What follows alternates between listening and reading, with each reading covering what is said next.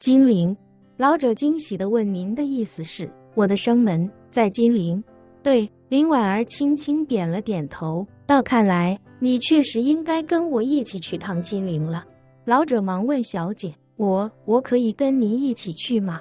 当然。林婉儿点点头，道：既然你的生门在南方，又与我有关，金陵就是可能性最大的地方了。我们一起去，若是能找到你的生门，你就能长命百岁了。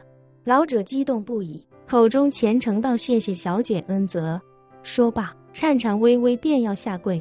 林婉儿连忙起身搀扶住他，认真道：你无需向我下跪，这生门虽然与我有关，但绝不是我能带给你的，所以你还是要到金陵去寻找你自己的机缘际遇。我能为你做的，或许也就是在你寻找的过程中助你一臂之力了。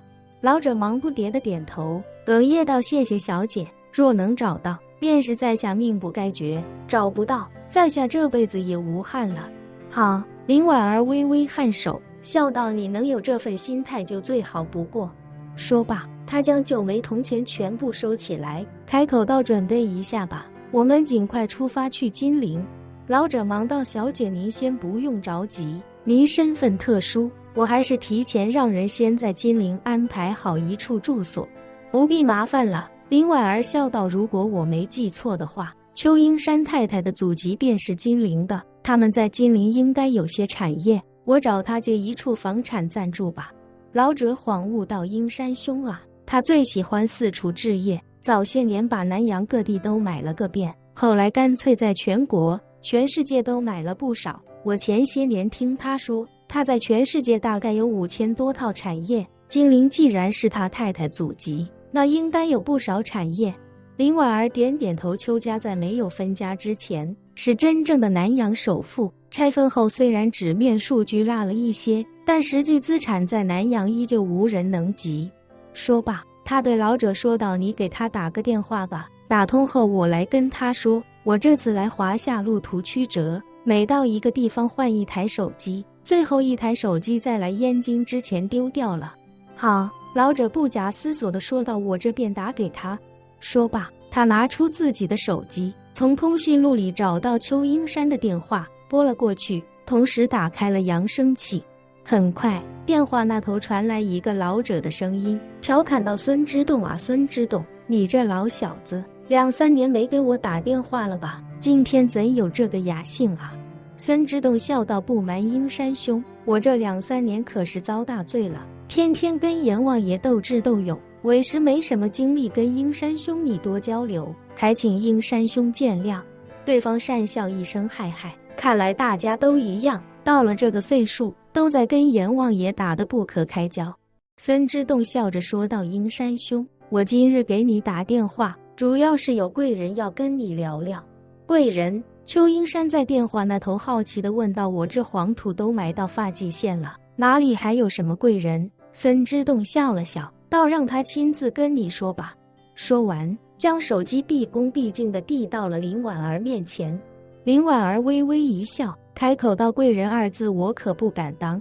电话那头的邱英山声音又惊又喜地问道：小姐，是您吗？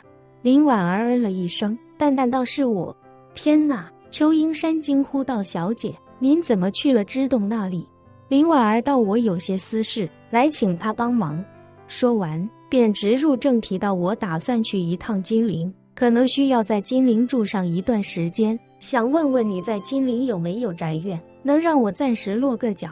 邱英山立刻不假思索地说道：有，当然有，我在金陵紫金山有一栋山顶别墅，位于森林公园内部一个不对外开放的内部区域，这是我当年携太太回金陵投资建设，金陵当地特批给我的一块私人府邸。我当年为了这处宅邸，还专门修了一条路，而且这个森林公园就在金陵市区，无论去哪都很方便。您去金陵就屈尊下榻到那里吧，我在那还有几辆车，1架直升飞机，都有专人打理。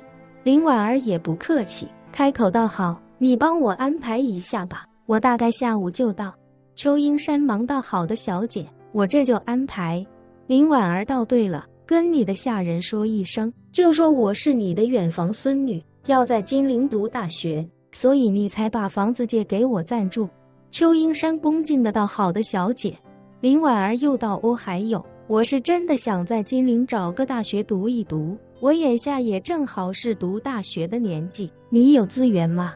有啊，太有了。邱英山道：当年我给金陵大学捐了5个亿，新校区一半都是我捐建的，您要是不嫌弃的话，我可以安排您到金陵大学就读，这也是金陵乃是全省最好的大学了。好，林婉儿笑着说道：那就去这里吧。说完，她想起什么，又问邱英山：对了，你眼下在哪里生活？邱英山道：回小姐，我目前在新加坡，这些年我就在新加坡和马来西亚这2个地方生活，年纪大了，也很少往远处折腾。林婉儿沉思片刻道：那就辛苦你帮我安排一个马来西亚的身份吧，然后让我用马来西亚留学生的身份去金陵读书。邱英山下意识到：小姐，新加坡身份是不是好一些？毕竟新加坡比马来西亚相对要发达一些。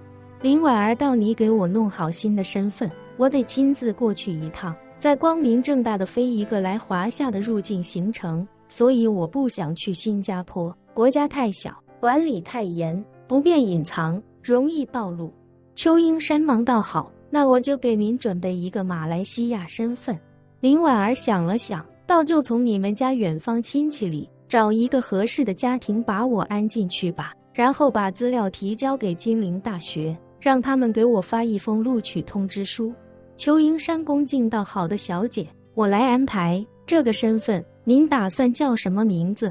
林婉儿随口笑道：如果能找到姓林的家庭，那就叫林小婉吧，如果找不到，随便什么婉儿都好。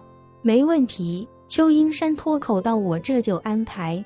林婉儿道：那我今天就先不去金陵了，先去马来西亚。